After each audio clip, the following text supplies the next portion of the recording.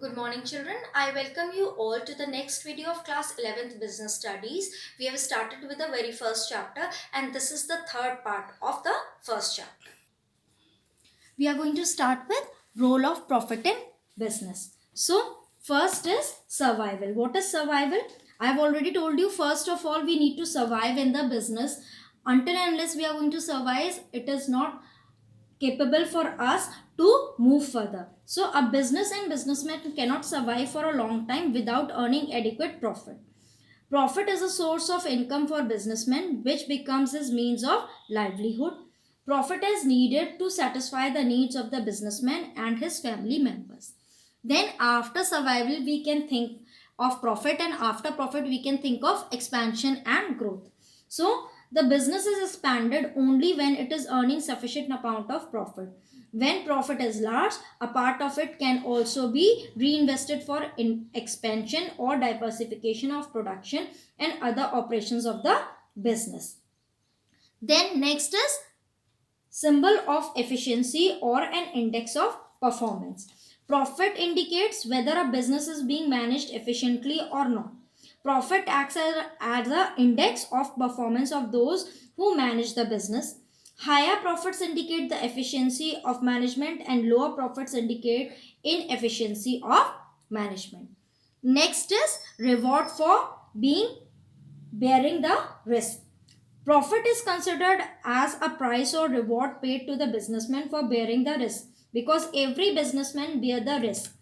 Businessmen invest money in the business only with the hope of earning profit. The desire to earn profit motivates the businessman to bear the uncertainties and unexpected risks. Profit and risk are directly related to each other. The higher the risk, the more is the profit, and lower the risk, the less is the profit. Next is helps to gain reputation or goodwill. What does that mean? That a profit earning company always has a better reputation in the market as compared to companies which are running in loss. The rate of earning profit help in creating a goodwill of the company in the market. The market price of shares increases with the increase in the profit. The company with high rate of profit are able to raise loans and obtain credit more easily.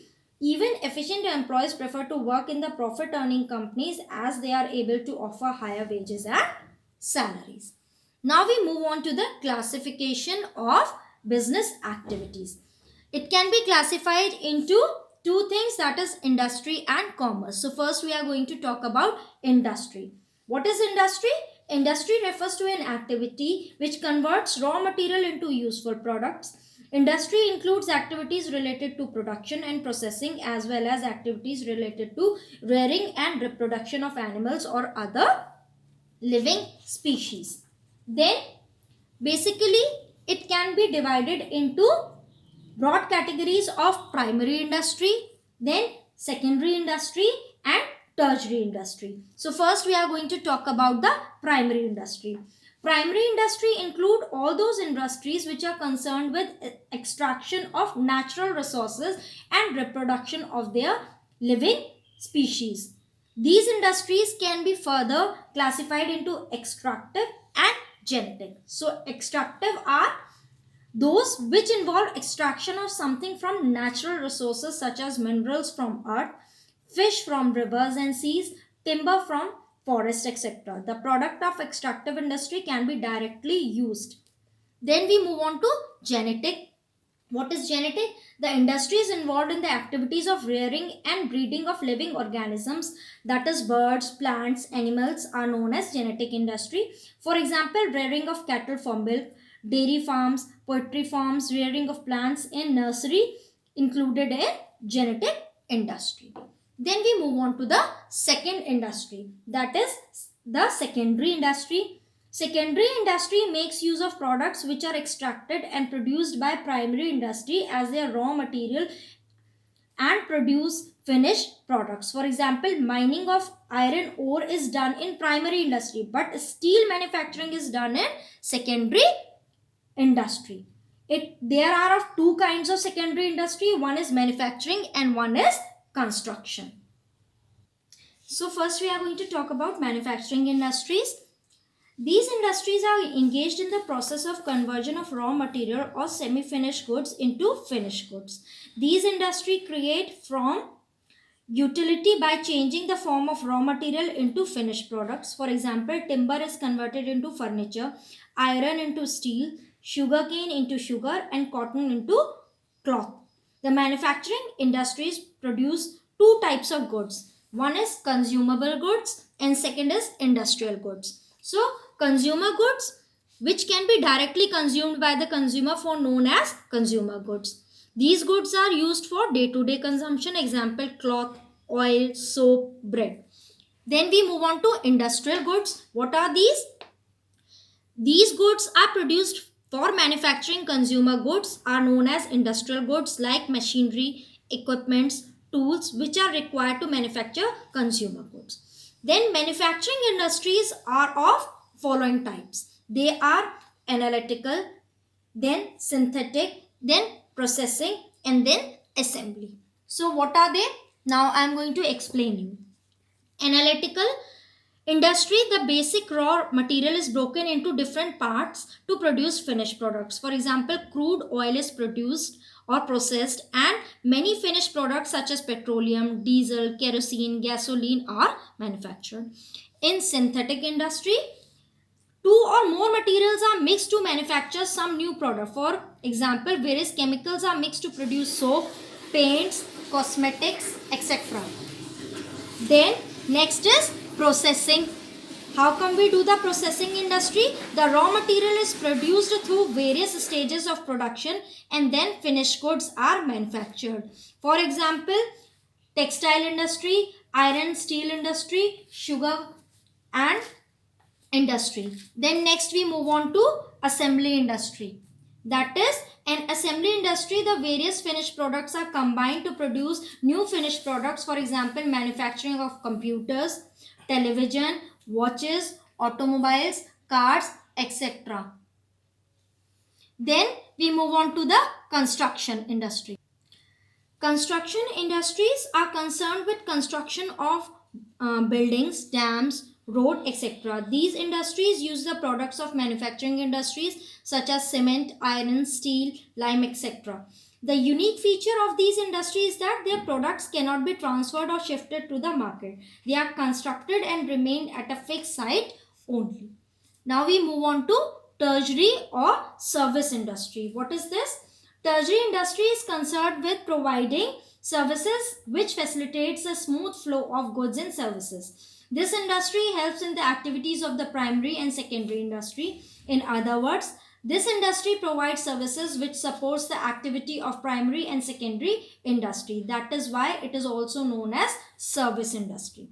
The various types of service provided by the tertiary industries are transport, banking, insurance, warehousing and advertising.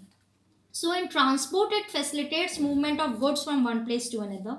Banking provides credit facilities to industries and trading firms. Insurance provide coverage from various types of risk. Warehouses provide storage places for goods produced by primary and secondary industry. And advertising provides information to the consumers. Then we move ahead to the commerce. What is commerce? Commerce refers to all those activities which help directly or indirectly in the distribution of goods to the ultimate consumer. There will be no use of producing goods until and unless these goods reach to ultimate consumers. So goods are produced at one place and consumers are scattered at different places. The consumers are not aware of what kind of goods are produced by the manufacturer. Goods are produced in large quantity and demanded by consumer in small quantity. So what is the function of commerce? Role of commerce or trade and auxiliary to trades. First, it helps in removing the hindrance of person. A large variety of goods are produced by a group of persons called producers. These goods are produced for another group of persons called consumers. There is no direct relation between producer and consumers. The trade segment of commerce creates a link between producer and consumer. Second, helps in removing the hindrance of place. Goods are produced at one place whereas consumers are scattered in different corners of the country. There is a place gap between the producer and consumer. Transport segment of commerce helps in removing the place gap. Then third, helps in removing the hindrance of time. Some goods are produced in a particular season only, but they are demanded throughout the year. For example, wheat, rye, pulses. So on other hand, some goods are produced throughout the year, but they are demanded in particular season. So these are being used, or the gap is being removed with warehousing segment of commerce. Then helps in removing the hindrance of exchange. The goods and services are produced by the manufacturer, are sold to buyers in exchange of money. The common medium of exchange is circulated by the banking branch of commerce. The banks help the buyer and sellers in making the collecting payments. Then next is helps in removing hindrances of risk. What is that? There are different type of risks which businessman has to face. Insurance branch of commerce helps in removing the hindrance of risk by providing protection and compensation to the insured. Then the last one is helps in removing the hindrance of knowledge. Generally, the consumer and buyer are unaware about the new goods produced by the manufacturer, as there is no direct communication between the manufacturer and ultimate consumer. The advertisement branch of commerce helps in removing the hindrance of knowledge by spreading the awareness about the new products and their utility.